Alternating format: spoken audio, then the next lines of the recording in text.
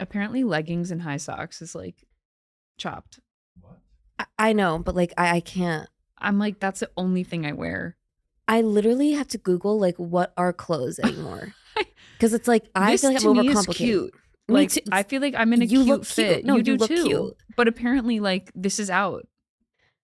I'm like comfy clothes, no more. It's like you can wear comfy clothes, but they have to be baggy. I don't like baggy clothes.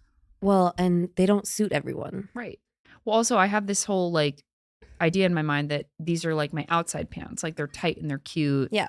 And then my inside pants are 100% baggy. 100%. Have we started? Yeah. Oh.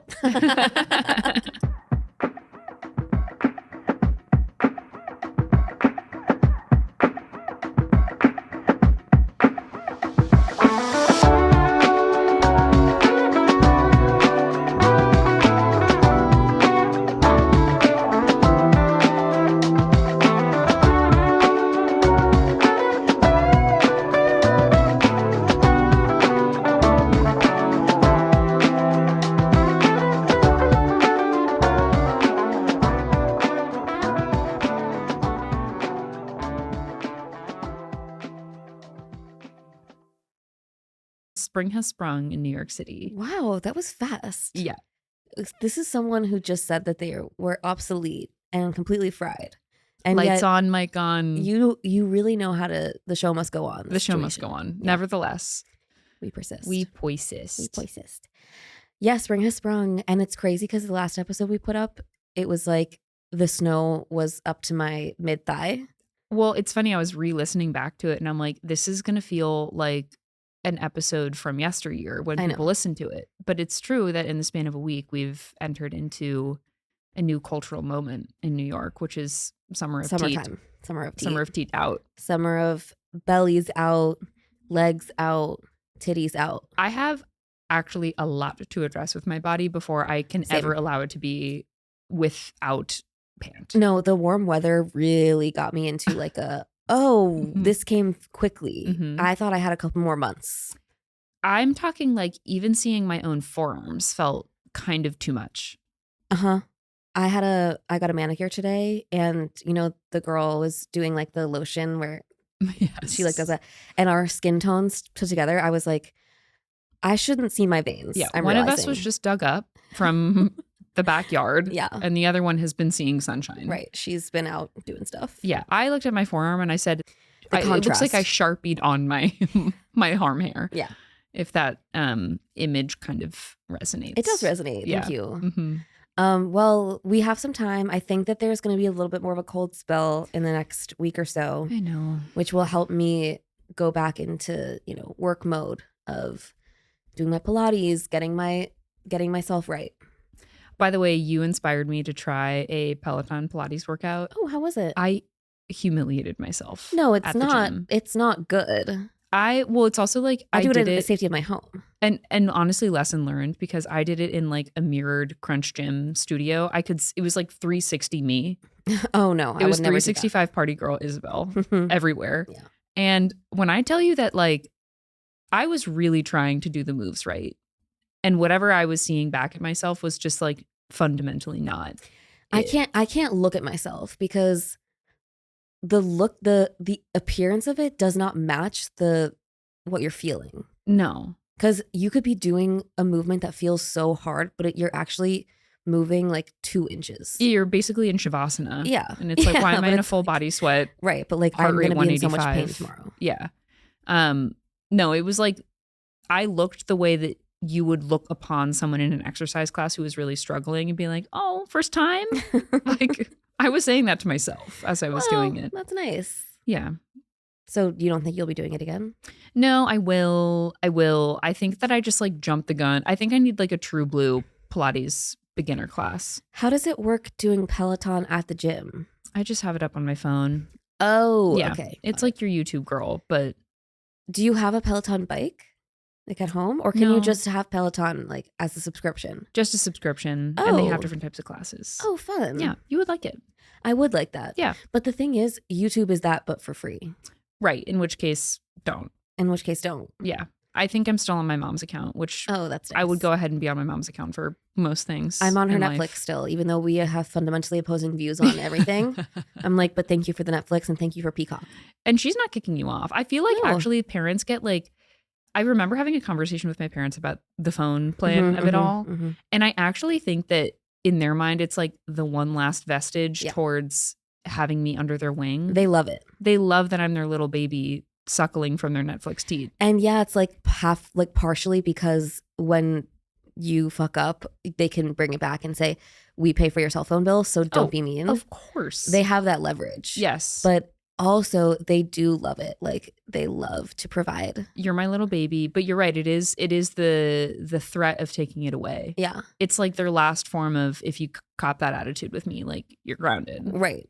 It's the one last opportunity they have to do that. And so I will happily allow them to pay for whatever subscription services they would like of course, to pay for of course. Me. My hands are tied. Yeah. Come like on. It's me loving you by doing that. Which is your favorite? Where are you getting most of your content right now? I feel like you're not a Netflix girl. I'm not. I think Netflix is utter garbage. I actually can't do like the so bad it's funny. Like it's not funny anymore. Like it's just bad. I know. I have been into like Love is Blind in the past. I didn't watch this season, but I think I'm on Peacock a lot. I think when the Olympics, and I'm into Real Housewives and Traders, like a lot of my fave shows are on Peacock. Yeah, I made the migration. Actually, Martha is my new mama for Peacock. She's a real Peacockaholic. Peacockaholic. Bravoholic. Oh yeah, no, she's a reality head in a big way. What about you? Where are you getting your content?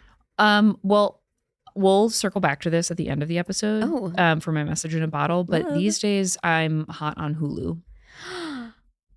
That's like kind of a deep cut. It's a deep cut.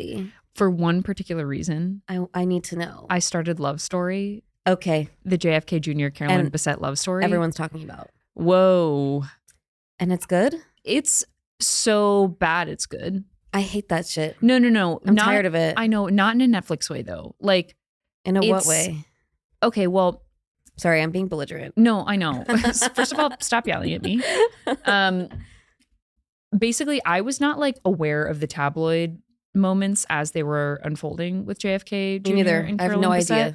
But if you look at old pictures of them, it's kind of easy to get obsessed with them. Like JFK Jr. has this whole like 90s skater boy aesthetic, and he's in like little short shorts and cool backwards hats and fashionable glasses, and he's like fun to look at. And then layer on Carolyn Bessette, who's like heroin thin, but also like Calvin Klein PR girl dresses and kind of like menswear. They're just like extremely fun to look at. Okay. And then they kind of like plucked those two out of tabloid pictures and like slapped them into a scripted TV series. And I don't know if this is like, I mean, obviously it is intentional, but they are like so consciously trying to recreate each tabloid picture and moment in each episode. That's and fun. So it's kind of like, yeah, you like try to spot the tabloid picture and then you look it up on your phone. And it's a perfect show for also being on your phone the whole time. Yeah, I'm just like, that's not what Ryan Murphy wanted though, right? Like that wasn't his intention. I don't know what the hell his intention was, to be honest, crazy because person. It's made people so mad. And I'm like, I it's annoying when I have to watch something in order to understand. Sure. Because I don't want to invest emotionally into this. Also, this entire time, I didn't realize it was JFK Jr. So I thought we were talking about like the guy who got assassinated. Yeah. the guy who got assassinated. And actually, by the way, that's how he wants to be remembered. Then when you Wikipedia him, it says JFK, parentheses, guy who got assassinated. Yeah. And that's actually like the only big thing I think that people would know him from. Is he the one who said, ask not what your country can do for you? Yeah. So I hate that quote. Fuck that quote.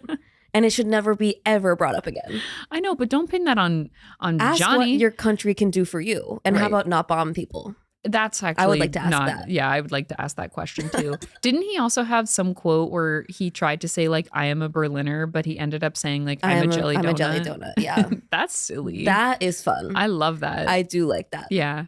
And it's like, it must be really close. They must like the saying I am a Berliner must sound like I am like they must sound the same.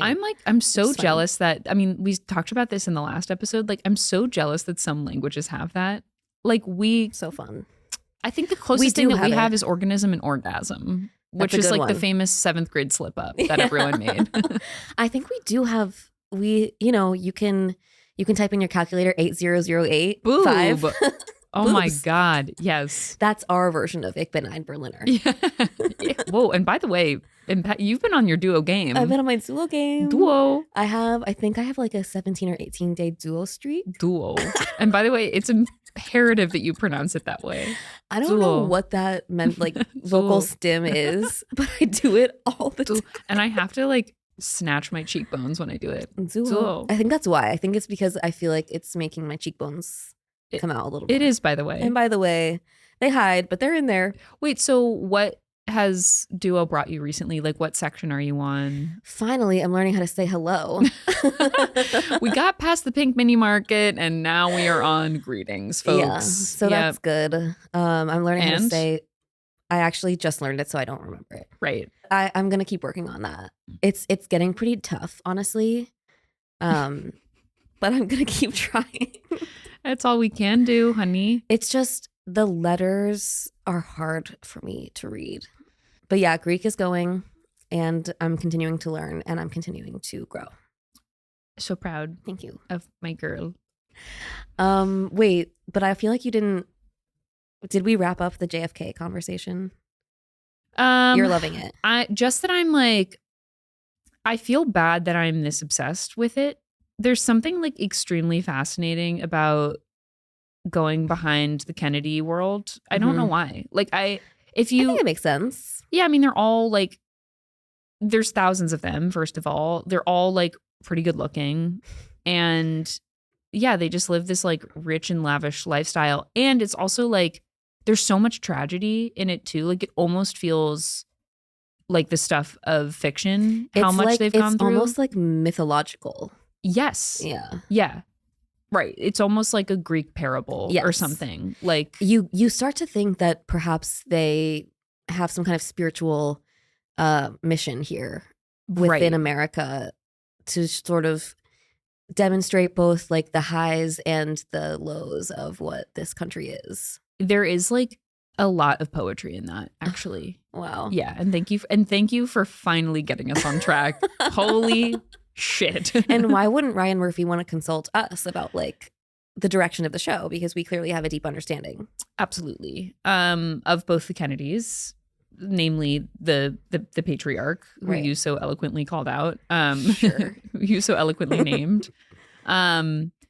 Yeah, I feel like it's kind of like, it's a morbid fascination, I think, of just like the beauty of it. Everyone is so well dressed and just like, yeah, it just feels like hard to believe that this family is actually real. And then, yeah, there's like it's not just death, like it's not just cancer or like illness. It's like the most unlikely and implausible and heinous deaths ever. Right.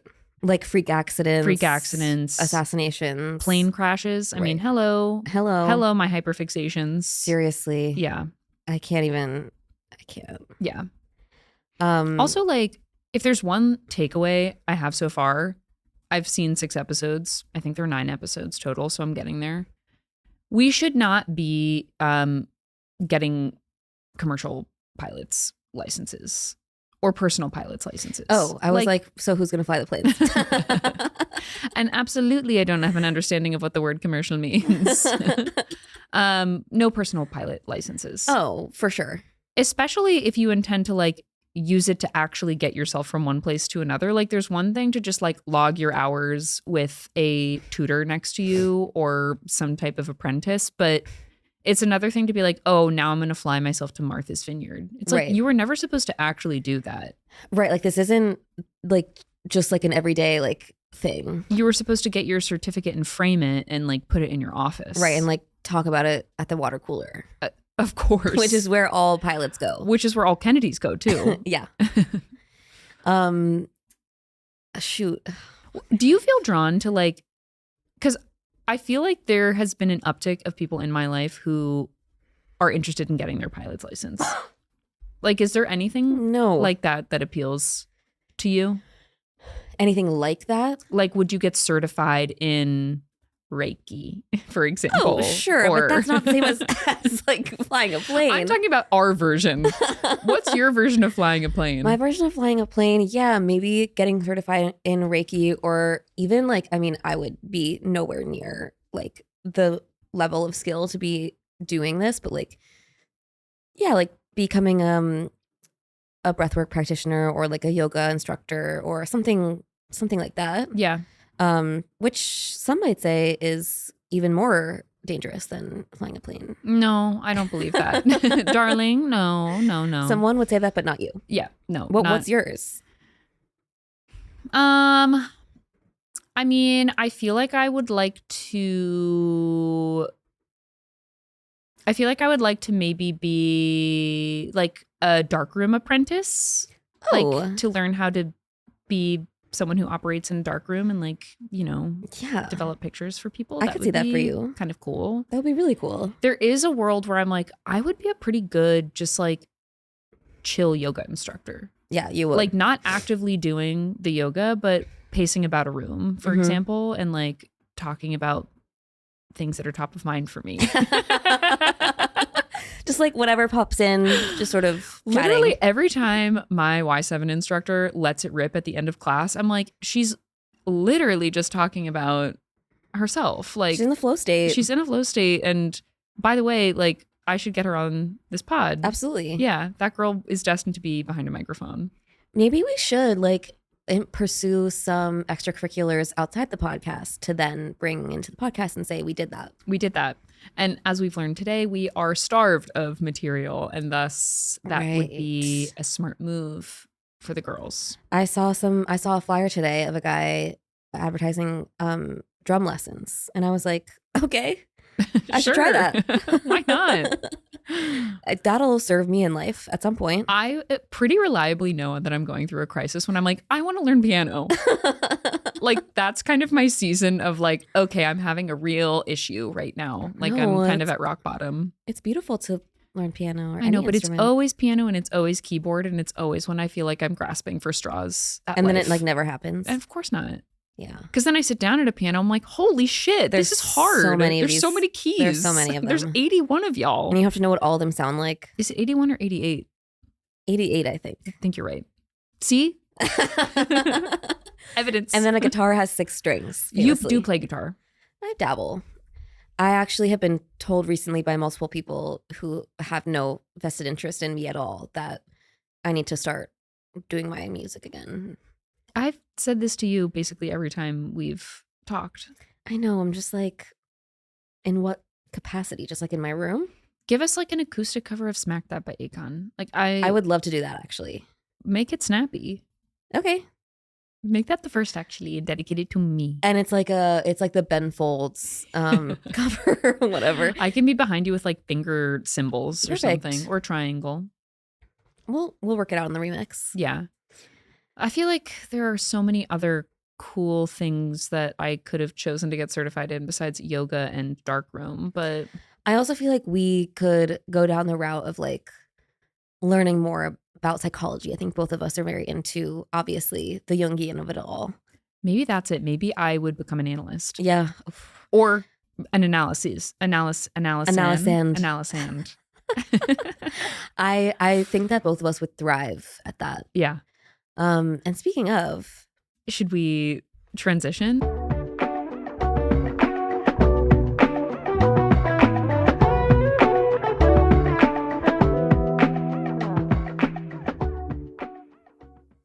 Okay, so Carey and I have, as of late, both had kind of bizarre and very memorable dreams. And we've also been on this Jungian path of sorts. And so we wanted to take a moment to analyze these dreams together, perhaps from a Jungian perspective, but perhaps just from a floundering perspective. From a floundering perspective, which in many ways is so much better. Do you want to tell your dream first? Sure. Mine is very short. And it's just that I was with my mom and I was laying down and my mom I guess, had a pet kangaroo, Mm-hmm. which doesn't seem like her, but I was like, cool. And it was big. It wasn't like a baby kangaroo. It was like a big one. Mm-hmm. And it kept sitting on my head. And it was scary because it had these huge thigh muscles, like enormous muscles. Okay. And it was really close to my head, so I could see them really well. And they were really strong. And I couldn't push the kangaroo up by myself. And my mom was like not taking my fear very seriously. And she was kind of like not laughing, but she was kind of just like, oh, whatever. Like, it's fine. It's just my kangaroo. And I was like, you need to help me like get this thing off because it's going to suffocate me. Right. And then that was it. And you woke up before there was a next step? I think like the end of the dream was I had pushed it off of me and sort of like inched over to where it wasn't anymore. And then I woke up. And if I'm putting on my Jungian hat, what were the main feelings that this dream dredged up for you? Fear. Mm-hmm. But it wasn't a super intense fear because it was kind of silly what was happening. I was like, I know this kangaroo isn't going to kill me, but it could because it's huge. Mm-hmm. But it was like kind of frustration at the situation because you could easily be helping me, but instead you're just sitting there and this is your pet. It's not mine. Right. So I was kind of frustrated and like annoyed and scared. Had you had like any conversations with your mom that week before the dream happened? Yes. Okay. Yeah. We need not to dive in. And we need not to go there. We need not to dive in. Well, when you told me that you had this dream, the first thing that popped up for me was that kangaroos I associate with actually like one of two things. The first thing that I associate it with is like maternal. Mm-hmm. Like they have their pouches and their little joeys who hide in their pouches. So cute. So cute. And so my first reaction was like, oh, could you have been like nurtured by, like, were you in essence like a little joey to this kangaroo? Right. Like, was the kangaroo protecting you by sitting on your head? But it could have been, but I didn't interpret it that way. Right. You interpret it as like this pesky older brother kangaroo. Yeah. Well, and it was kind of giving me like this kangaroo is not aware of its own strength. So like I didn't think it was trying to hurt me. Oh my God, it's actually so oddly like like translates onto like the mother of it all. It's like it didn't know that it was doing what it was doing, but it just like wanted to be close to me. Yeah. But I was like, you need to know that your muscles are huge and I don't have the physical strength to get you off. And I could stop breathing here. Interesting. So yeah, I mean, I didn't even think of the maternal thing until I Googled kangaroo symbolism. Yeah. And I was like, oh, that makes a lot of sense. And the fact that it was my mom's pet. Right. It's just funny, like, why did my brain come up with kangaroo? That is like the ultimate question with dreams. Yeah. They're amazing. They're amazing. But you sent me a podcast. I don't know if you listened to it, This Jungian Life podcast where they were analyzing Yes, I did. dreams. Because a strange animal pops up in the first dream that they analyze. Right. It's a dromedary camel. Yeah. And like the camel is literally irrelevant to the entire dream, but somehow they got to some point about the camel being there, but I feel like it's mostly just, I actually feel like animals, it's less about the animal itself and more about like the size and the feeling of the animal. Yeah. You know what I mean? Yeah. Like in that podcast dream, the camel was like huge and imposing, and the person who had submitted the dream was going through this like extremely tumultuous relationship at work, and like it was communicating like the weight of that. Mm-hmm. And I feel like similarly, I don't know why it's these like, warm climate desert animals, but somehow it feels like it's communicating like something heavy. Well, and that's what's so interesting is like in my conscious waking life, I had to Google the meaning of that. Right. But somehow subconsciously, I already knew the meaning of it. Like that's what's so crazy. Yeah. The subconscious is alive and well. Seriously. And so much wiser than we are. And then we're left waking up being like, why was a kangaroo sitting on my face? And it's like, can you just tell me? Like, Just tell me what's up. Yeah. We don't need to communicate in these symbols. I think that's my one feedback about the subconscious. It's like, I love that you're making yourself known. Love your art, love your creativity. Love your work. You clearly have a message for me. Can you just communicate? Right. Can you just be a little bit more explicit with Send me an email. Because I've got nothing these days. I'm running on fucking fumes. Right. And it's like so funny that we have to spend time analyzing things that our own brain comes up with. Like, I know. It's like, what does this mean? I should know what it means because I invented that. I dreamt it up. Because I wrote the story. I concocted this head-sitting kangaroo. It's crazy. Yeah.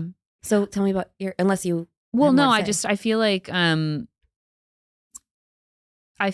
even if the kangaroo that was sitting on your head wasn't the maternal figure, like I like how it being a maternal animal, mm-hmm. like it was clearly an extension of your mom, right, in some way. And it's like, this thing just wants to love me. Its love comes across sometimes as suffocating. Yes. But I have to just have boundaries of being like, don't sit on my head. Yeah. We can hang out, but don't sit on my head. Yeah. You can sit maybe next to me. Right. And I would love to cuddle. Like, I want nothing more than to cuddle a big kangaroo. And I actually, now that we're on the animal imagery of it all, I think it's significant that the animal was soft. Like, it wasn't like soft. A porcupine. Yeah. Porcupine. By the way, porcupine. It wasn't a porcupine. That means jelly donut, by the way. That means jelly donut. Call back. Yeah, it wasn't like, or turtle or something hard and cold. Like, right. It was like a warm-blooded, soft animal. And by the way, who among us hasn't wanted to be a little Joey? Oh my, it's every little girl's dream. It's every little girl's dream. When you learn about kangaroos, you're like, get me in that pocket now. I want to be swaddled in there. And I just have to say, like, at this moment in time, I find myself really appreciating like the subtle, like the little specificities of nature. Yeah. And that's one that I'm like, damn, what a fun design that they came up with. I feel the same way about flying squirrels. I'm like, oh my God. Oh my God, you're a squirrel and you're flying? That is cute. And you're telling me you have relatives who don't have wings. Right. What the heck? My mom had flying squirrels in her roof. Really? Yeah. They're so little. They're kind of cute, but she had to get an exterminator. Right. Sadly. I was like, adopt them. Adopt, don't shop. They were tiny and, of course, like in need of care. And so we did what was right and got them out. Gassed them. Gassed them to hell. Yeah. Well, I'm happy ultimately that your subconscious was trying to tell you it may seem overbearing, but this is a soft and ultimately loving presence. Right. And like, there's an invitation, I think, to strengthen within that, because it's like the core issue being this thing I can't physically get it off of me. Yeah. And it's like, so we're learning how to navigate that. Sure. And I think the kangaroo's strength can go both ways. It can be like strength of maybe how that love comes on sometimes, but it can also just be a reminder that like actually the love is strong. Yeah. Period. Aww. Period. Wait, we kind of ate that. Okay. By the way, we ate down. Okay, first dream, done. Okay, second dream, let's go. Now for my horror-scape. I'm excited. So I've had a theme of dreams recently that are like extremely violent. But it did remind me of this whole like intruder theme that was the theme of the podcast. But so first dream, and by the way, I've had like extremely vivid dreams recently. Like I kind of go through seasons of dreaming where sometimes I don't, like we do, but we don't remember them. And then other times I wake up and I'm like, I can like beat for beat recite this dream. Yeah. This was one of them. So I'm in like either the Middle East or some Eastern European country. And the reason I say that is because there's like a lot of like religious symbols around me. Like there's a mosque and there's like a synagogue and I'm like surrounded by religious symbols and writing on the religious symbols. And I'm with a group that in high school, in real life, I had gone to Eastern Europe with, like on basically like a trip to learn about the Holocaust. And in this dream, I know that I'm like redoing that trip, like that I'm older and I'm on this trip again. And but I'm getting really frustrated because everyone is pointing out monuments and naming them, and they like, I'm frustrated that they can remember them and that I can't. And so we're all walking down this cobblestone street, and then out of nowhere there's shots, like they're gunshots. And this like town square fills with people, and people are running all over the place. And I am like immediately struck by this like feeling of someone holding me. Like I can kind of feel it in the dream. And I turn and it's my mom. And she's like, I'm literally like a baby in her arms, and we're like running together. And we hide behind a fountain. But yeah, and then I woke up. So I don't know how like the dream ended necessarily. But I woke up feeling so sad, where I was just like, I am literally my mom's baby, first of all. And second of all, like, what the hell would have happened had one or both of us gotten hurt in that dream? Like, it was, I woke up like overcome with sadness. That's really intense. Yeah. So what would you say are the main themes of the dream or the feelings? So for context, I feel like the me getting frustrated that I can't remember things is kind of significant because, and that was like the very dominant emotion at first in the dream, which was like, I'm literally looking at famous monuments and I can't name a single one of them. We had talked last time about me feeling afraid that I had maybe something going on with my brain. That maybe, just maybe, I had a little tumor. But we determined that you don't. But we determined that I don't. That I do a little don't. That I do a little don't. I do a little I do a little don't. So I feel like that was definitely my subconscious kind of like unearthing some of those fears, like, my brain isn't healthy. I can't remember these famous monuments in front of me. Like, there was definitely some extension of that fear that my brain wasn't working the way that it was supposed to. I also thought, like, okay, gunshots, like, under siege. I've been going through like intense waves of hypochondria. This probably is my body telling me, like, you think your body is under attack right now. But it's not, ultimately. Not that message was received in the dream, but it's like, I'm afraid of all of these things, and I've put my body in like a state of attack. It's so interesting. So and we don't have to go super into this if you don't want to, but do you have like ancestors that were in like the Holocaust or who lived in that like region? I don't have ancestors who are in the Holocaust, but I do have Jewish ancestors who I think either like emigrated. Either way, I have like Eastern European ancestors who were Jewish but not in the Holocaust. Okay. Because it's like the hypochondria, and I see like the connection that you're making, and it just reminds me of like people who talk about like epigenetics and how like the trauma of something like the Holocaust can like be passed down and translate into other things that are what you're saying, of like feeling like your body either having an autoimmune disorder or having some kind of mental fixation or whatever, like mental illness that is like a reflection of feeling like you're being attacked. Yeah.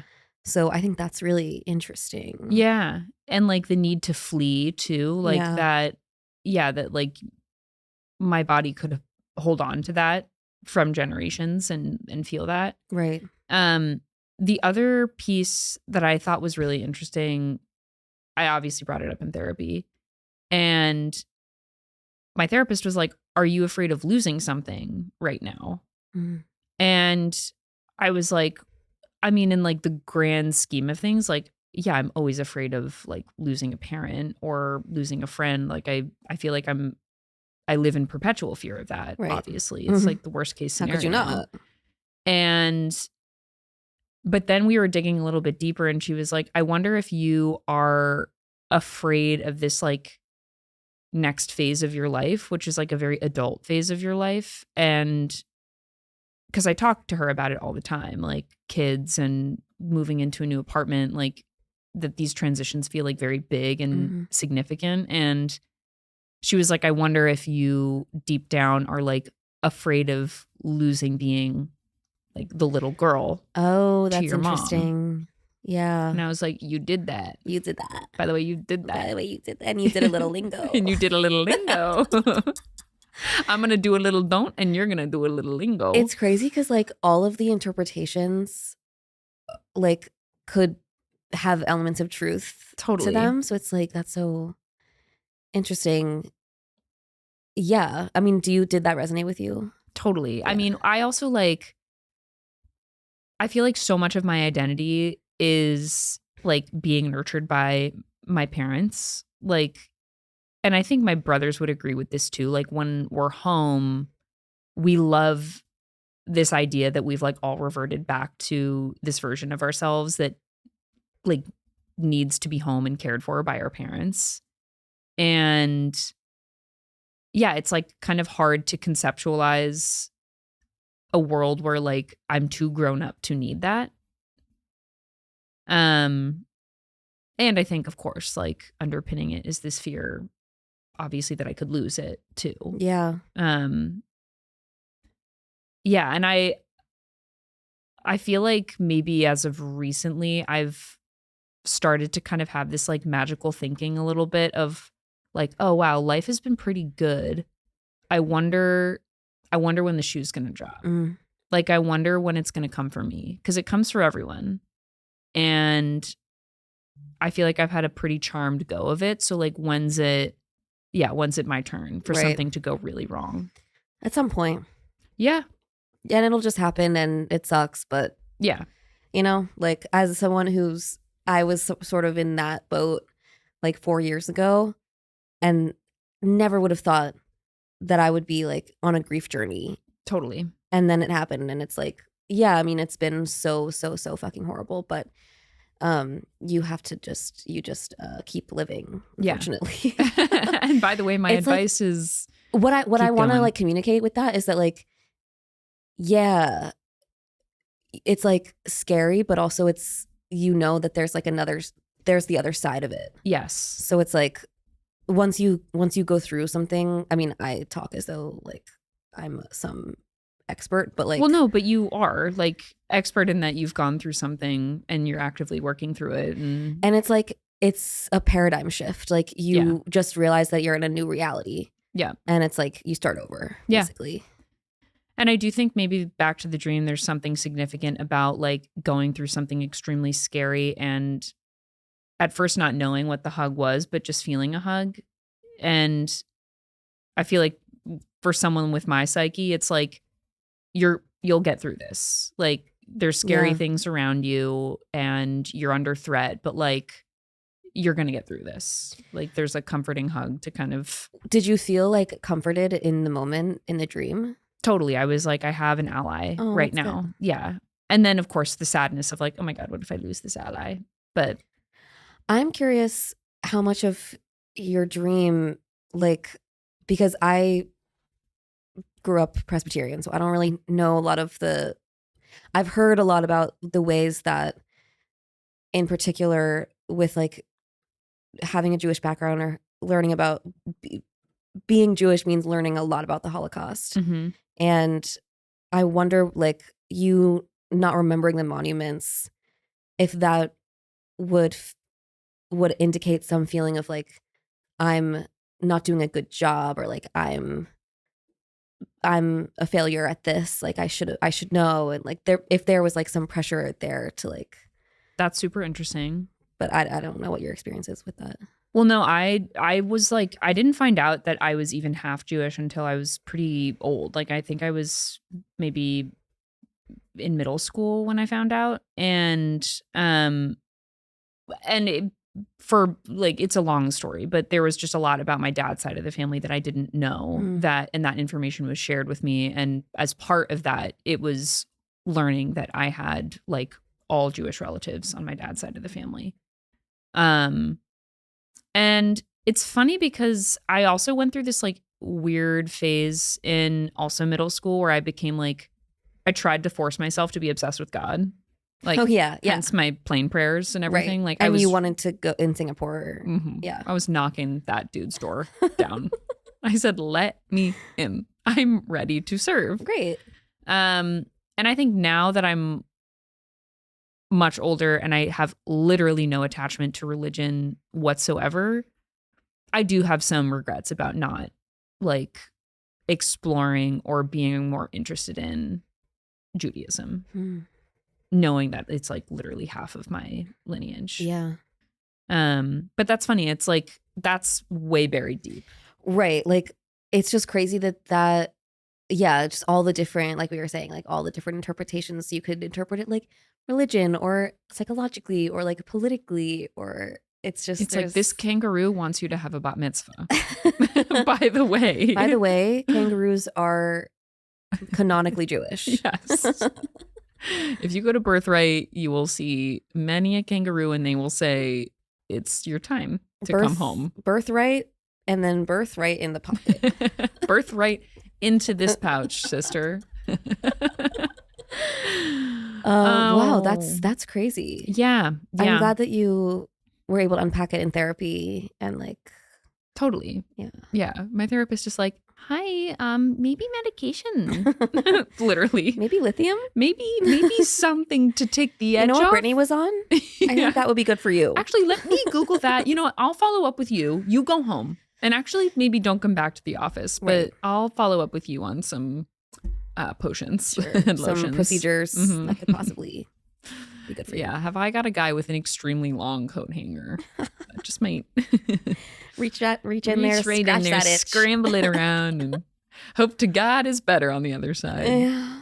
Well, I think there's an interesting shared theme in both of our dreams, which is like the mother archetype. The mother archetype and the like physical embrace of something. Like there's like a big physical presence. I'm embracing a kangaroo's ass. Also, when you described it to me, I was like, stop picturing the kangaroo squeezing Carey's head between his muscular hot thighs. That's literally what it was. I was like, is it a sex dream? I'm confused. No, I almost would like have preferred it to be that, but same, honestly. It wasn't sexual at all, unfortunately. Well, you've seen those pictures of kangaroos sometimes where it's like, why do you have a six pack and good pecs? No, like I just, having been in the dream, it reminded me of how muscular kangaroos are and their legs, because of course they have to bounce around on them. I mean, of course, it's like all bouncing core. on it like I'm a kangaroo. Bouncing on that. Yeah, bouncing on it like I have a Joey inside my pouch. Hey, give me another one. Yeah. No, it's literally, it's all thigh, it's all core. Literally. Yeah. Maybe it's like my fitness journey. It's like showing me this is what you could have. Yeah. You could have the dump truck ass of a kangaroo. They do have a dump truck ass. Yeah. Yeah. The OG. I have Googled too many pictures of build kangaroos in my day. I don't know. There's something compelling to me. Oh, of course. The male form. Anthropomorphized that way. You know me in the male form. I'm going to be Googling. They're so close to being human. Like they're just, they're upright. You know, they have their two legs. They're bipedal. Is that what? Hell yeah. They're bipedal. I'm sorry. The bipedal. They're bipedal. Learning new words. I'm going to learn bipedal in Greek. I'm sure it's just bipedal. Ich bin ein bipedal. Ich bin ein bipedal. Title of it. Yeah. Anyway, really good dreams. Like fruitful. I think like fruitful rich dreams. Yeah, and it's funny because I don't know about you, but the duration of my dream, I don't know how duration of dreams work in real life. Me neither. Mine felt quite short. And based on how you're describing yours to me, like that also feels like a very contained, not much happened. Like flash in the pan.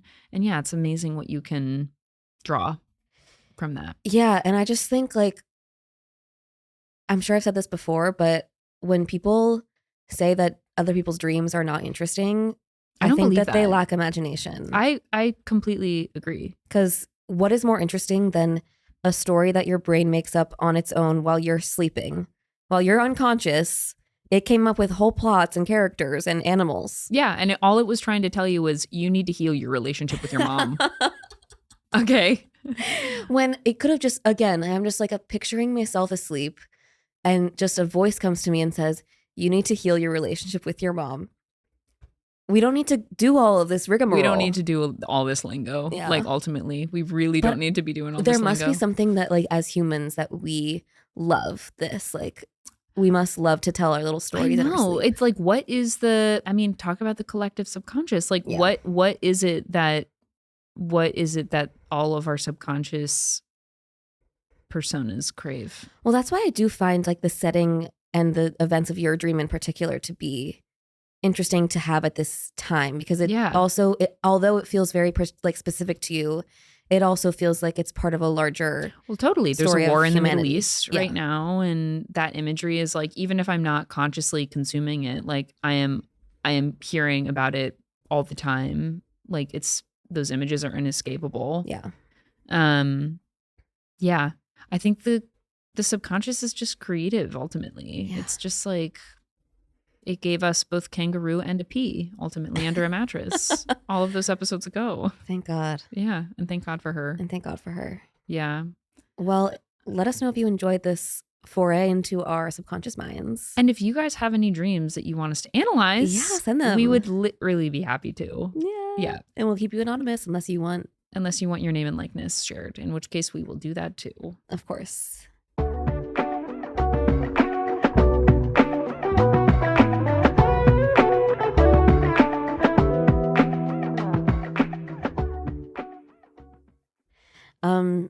Is it time? I think it's time. Okay. Well, we have a closing segment on this podcast called Message in a Bottle. Okay. Okay. Okay. A little road bump. Little. But we've managed to coast over it. And we move forward. It's called Message in a Bottle, or M&B, and it's where we take something from our lives that is bringing us joy and we share gratitude and love for it. Do you want to go? Yeah. Is yours about love story? It was, but now I'm like, is that even interesting? Well, do you have something else? Or is there something specific about love story? Let me try to hit both. Okay, let's do it. And I'll keep it tight. Okay. My original message in a bottle was going to go to Daryl Hannah, who was JFK Jr.'s ex, who is literally like one of the only surviving people who is depicted in this documentary. Wait, sorry. Daryl Hannah is a girl? Daryl Hannah is a girl. She's a famous actress. I've never heard of a girl named Daryl. I kept calling her Daryl Hall, and someone was like the Hall & Oates guy. And I was like, no. Why aren't you listening to me? Love Daryl Hall. Love Daryl Hall. You know, there was famously a time where the official Daryl Hall Instagram account was watching my stories. Shut up. That happened like 3 years ago, and it happened multiple times. Are you kidding? And I was like, this is so random. Like, it must be like some glitch. No, but it was just, we have to find who's in charge of that account. I don't know. That could be your forever person. Could be. Daryl Hall. Anyway, love him down. Anyway, Daryl Hannah, not to be confused with that coiffed hair. Making my dreams come true. Yeah. She wrote an op-ed that was basically like, how dare you? I'm like the only one of this trio that's alive, and yet you're like skewering me in this show. Oh. And so my message in a bottle was to go to her, and for writing that op-ed, and for standing up to the Kennedy conglomerate. Stand up to cancer. And stand up to the Kennedys. Mm-hmm. Mm-hmm. And as I am sharing all of this, I am, of course, am very happy that I do have a backup message in the bottle. Okay. Shout out Daryl, and what's next? And I just want to give a little M&B to the summer of 2016. Wow. Okay, going back. Because TikTok has surfaced all of these people reminiscing about what the summer of 16 was. Oh. And I feel like days like today, which are sunny and warm, just kind of rocket me back to a happier time in life, where the rap music was bad. Drake had not been taken down by Kendrick. And we were just dancing and drinking our asses off to bad rap music in these streets. And I lust for that. It was so simple. We were in extremely high, like frilly free people jean shorts. Yeah. We all wore extremely busted outfits. And it's funny, you look back on those pictures and I'm like, that's 2008. But no, it's 2016. It was like a blink of an eye ago. And anyway, it's just like, shout out happier moments in time, and specifically happier summers. And you know what happened in summer of 2016?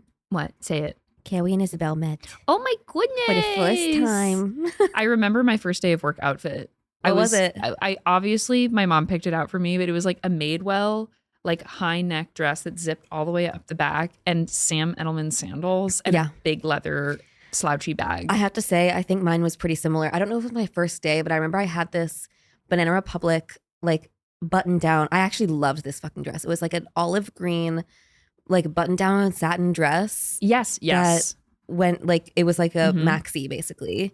And I would wear it with these like canvas wedges. Yep. And I thought it was so, and I honestly would still wear. I don't know where that dress is. I'm sure it doesn't fit me, but I loved it. I'm also just like, oh my God, that was the summer of like literal business, like casual. Business casual. Like, when in my life will I ever wear business casual again? I don't think I will. Yeah. Yeah, I mean, just we were going to happy hours. I was going to District Commons all the damn time. I was taking limoncello shots. Like, that was my beverage of choice. Yeah. Lemon drops, actually. I'm sad that we weren't like socially friends at that time. I know. But you had all your friends. But you know what it was? Like, we were so aware of each other though. Me and you? Yeah. We were doing a little dance. We recorded each other from afar. Yeah. Truly. I was like, well, that's like actually my best friend Carey, but we can't pretend to know each other. It's so funny because like, and I know we've talked about our lore, but like truly from the moment I met you, I was like, oh, that's bestie. Friend. Yeah. 100%. And like then when you moved to New York, I was like, damn, whatever. And then when I moved to New York, I was like, hey, I'm coming. And I said, it's about damn time. And it's like, I messaged you specifically. Like, I didn't tell a bunch of people. I was just like, well, I guess I have to tell her. No, and when you did, I was like, of course she's telling me. Like, this is our plan. Oh my God. And I remember you were deciding between two jobs and it was a whole thing. Yeah. I'm so happy that in every timeline, seriously, we are brought here to this wormy basement. To the wormy basement. Okay, well, I'll do mine really quick. So, and thank you for that. Yeah, I know. Both of them. It was hard to get through, but we got through it. Well, I have to say, I had a really hard time coming up with an I'm gonna be, and I was kind of panicked on the way here because I was like, shoot, like all my typical things. Yeah, I've already talked about them. So, but I came up with a really good one actually. That of course you did. I feel strongly about. Yeah, my I'm gonna be this week goes out to Paul Newman, the famous American legendary actor of cinema fame. I haven't seen any of his movies except for Disney and Pixar's Cars. But what I want to talk about with him is that he really said, let me go ahead and be an icon of film, a heartthrob for the ages. And then when I'm done with that, I'm going to create some of the world's greatest consumer packaged goods you've ever had. Yes. And I'm going to take over grocery stores. It's such a benevolent takeover, what he did. And I don't even know where his passion came from for like salad dressings. But now, and I don't know like how it all started, you know, where like how things were when he left versus how people have taken his brand on, you know, in the years since his passing. But in terms of frozen pizza, amazing products. And I recently discovered a product called Newman's O's, which are Oreos. You did not just say that. Newman's O's. I was just about to bring this up. I grew up in a Newman's O's household. They're really good. Okay, because my parents were like, it's a sin to have Oreos in this household. Sure. Like, we were an anti-junk household, but the one thing that passed the sniff test, Newman's O's. Because it's organic sugar. It's organic sugar. And they have the blonde ones and they have the chocolate ones. They also have other flavors that I haven't tried yet. Okay. But my co-op, they only have like the healthy versions of everything. Of course. Which is like amazing. And so I was like, you know what? Like, let me just try these Newman's O's. I trust this guy. Every time I've tried his products, they've been bangers. Yep. And so I picked up some Newman's O's, regular original flavor. Yep. They taste better than Oreos because they just don't because feel they taste chemically. like authentic cookie. Literally, it tastes like cocoa. Yeah. And then the cream is really good too. Do you dip them in milk? Of course. Oh my God. And they're so good. And I just like, I think that he has such a brilliant mind, and he just was passionate, I think, about salad dressings and other such items.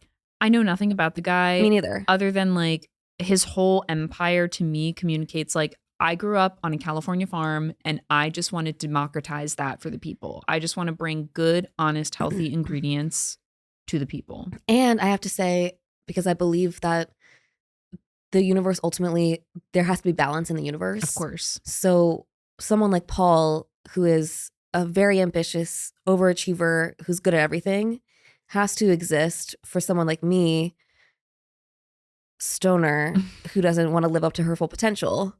Right. So I'm like, thank you for doing the heavy lifting so that I can chill. Yeah. Some would say that he's your animus. He's my animus. By the way. That's really powerful. Okay, Wait. By the way. Wait, I'm freaking out. Hold on. I'm sweating a lot, actually. Because there's something about his creativity that, like. No, he is your cunner. Yeah. Holy moly. So I'm the next Paul Newman. Yeah. Paula Newman. That's Paula to you. Paula New Woman. How about? You need to get on a drag stage pretty quickly after something like that. Oh my God. So shout out Paul. Thank you for the Newman's O's. And thank you for the thin crust pizza. That is really good. People don't talk about thin crust pizza enough. Like, people don't talk about frozen pizza enough because I feel like they just haven't found the right frozen pizza. Try Newman's. I've also heard good things about Amy's, but I know this is not Amy's stage. Amy's is good, but if you want any kind of meat, you're not going to get that. Of course. I don't think they have a pepperoni, do they? Yeah. No, I don't know. I don't think they do meat at all. Amy's is good, but Newman's is the best. I'm so and you know what's the best about the whole thing is he said, "Put my fucking face on it." Put my face on it, and like I'm pretty sure the money goes to like a foundation of some kind. Of course it does. I don't know what they help, but I'm sure they're bringing like water to thirsty people. Totally. By the way, yeah. And by the way, yeah. By the way, she said that. I've literally never been more like energized by an M&B than I am right now. I can feel the energy in the room. It's buzzing in here. It's buzzing. And after I brought it down, whoa, did you bring it down? Well, we struggled a little bit down there with Daryl for a second. Sure. But we were hand-to-hand combating with Daryl. Daryl Hannah, by the way. Not Daryl Hall, who is a fan and a friend of the pod. We will be circling back, though, on that official fan account. I have to get to the bottom of that. It's not a fan account. It's just him? It was his. I mean, like, I'm sure it's run by someone that's not him. But it was like the official Daryl Hall with like millions of followers. What content was he interacting with? It was like my stupid Instagram stories. Like, it was so random. And sometimes the account would be liking my stories. And I'm like, is crazy. What are we doing? It also makes me think, I'm like, does one of your friends like manage his account? I thought that. I was like, maybe I know somebody who's like, who works for Daryl Hall. Totally. But then why would they do that? Also, like, what a faux pas to like accidentally be liking things from the company page. Right. Embarrassing. Like, you're stalking me for some reason. She forgot to like double tap the get over your personal, girl. Anyway, what a gorgeous M&B. I'm craving. And by the way, my love for yogurt, it all comes back to yogurt, stems from the fact that my favorite dessert used to be Newman O's crumbled over vanilla yogurt. That sounds really good. That was my favorite dessert growing up because ice cream was also kind of not allowed. Yeah, right. But that's basically like froyo. I mean, totally. Just a little goopier. Yeah, a little goopier. A little goopy. Honestly, sometimes that's nice. Yeah, totally. Thank God for Newman's O's, and shout out to your parents for indoctrinating you early. Yeah. I'm so happy you brought up Newman O's. If you weren't, I was going to be like, have I got an entire thought path for you? So, but you got there before I did, as is tradition. And I'm going to go home and have some. Oh my God. Take a pic when you do. Please. I will. Okay. Well, we love you guys. Love you. And I love you. And I love you. Okay, bye. Bye.